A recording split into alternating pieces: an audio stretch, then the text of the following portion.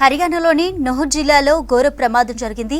Kundali Manesar Palwal express హైవేపై అర్ధరాత్రి 1:30 ప్రయాణిస్తున్న బస్సులో ఒక్కసారిగా మంటలు చెలరేగాయి.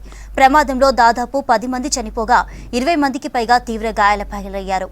మరో 10 మంది ప్రయాణికులు బస్సు నుంచి కిందకు దూకి ప్రాణాలు రక్షించుకున్నారు. మంటల్లో బస్సు మొత్తం కాలి బూడిదైంది.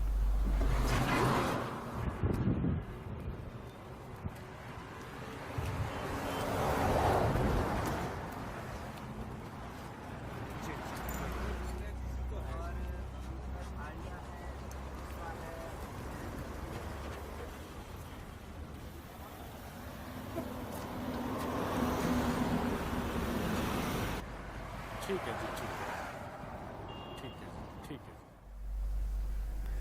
నుహ్లో మంటల్లో కాలిపోయిన బస్సు ప్రమాదంపై స్పందించారు గురుగ్రామ్ కాంగ్రెస్ అభ్యర్థి రాజ్ బబ్బర్.